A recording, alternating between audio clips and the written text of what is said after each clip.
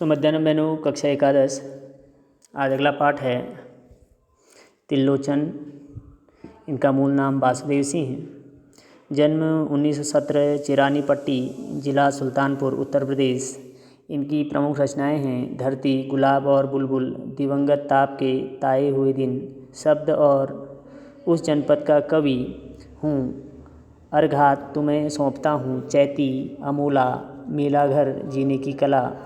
काव्य जो है इनके देश का रोज नामचा, काव्य और अर्थबोध, मुक्तिबोध की कविताएं। गद्य में है हिंदी के अनेक कोशों के निर्माण में महत्वपूर्ण योगदान। प्रमुख जो इनको सम्मान मिले हैं वो हैं साहित्य अकादमी सलाह का सम्मान, महात्मा गांधी पुरस्कार उत्तर प्रदेश। चंपा काले काले अक्षर नहीं चिंती नामक कविता में धरती संग्रह में संकलित है। यह पलायन के लोक अनुभवों को मार्मिकता से अभिव्यक्ति करती है। कविता में अक्षरों के लिए काले काले विशेषण का प्रयोग किया गया है, जो एक ओर शिक्षा व्यवस्था और अंतर विरोधों को उजागर करता है, जो दूसरी ओर उस दारुण यथार्थ से भी हमारा परिचय कराता है जहाँ आर्थिक मजबूरियों के चलते घर टूटते हैं।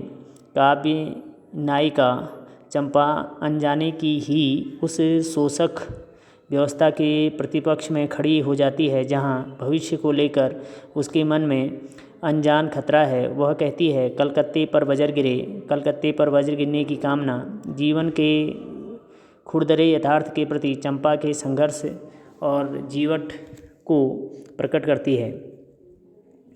चंपा काले काले अक्षर नहीं चिंती।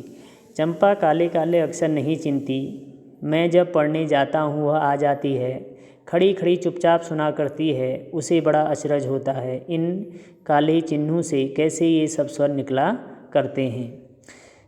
चंपा सुंदर की लड़की है, सुंदर ग्वाला है, गाय भैंसें रखता है।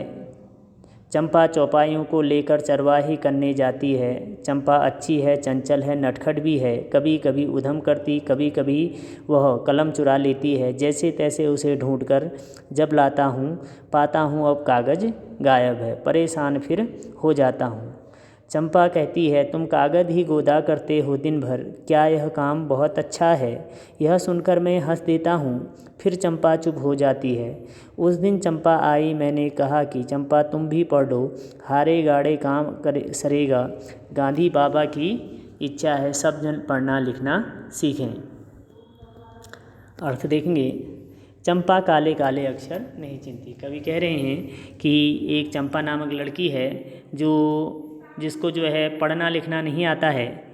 मैं जब पढ़ने लगता हूँ वह आ जाते। जब भी मैं जो है कहीं पर पढ़ने लिखने बैठता हूँ, कवि कह रहे हैं, तो वह भी जो है वहाँ पर आ जाती है।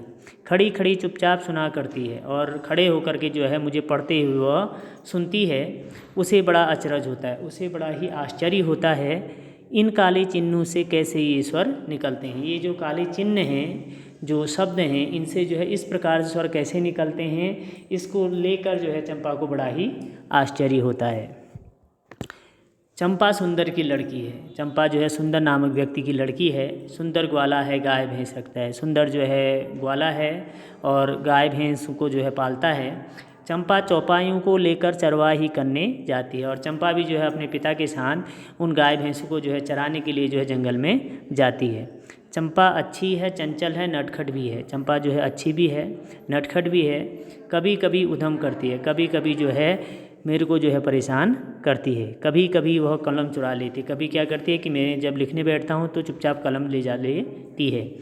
जैसे ही उसे ढूंढकर जब लाता हूँ पाता हूँ कागज़ गायब, और जैसे ही जो है कलम ढूंढ के बड़ी मुश्किल से लाता हूँ तो देखता हूँ टेबल में से जो है लिखने वाला कागज़ ही गायब है, परेशान फिर हो जाता हूँ। इस प्रकार से जो है मैं परेशान हो जाता हूँ।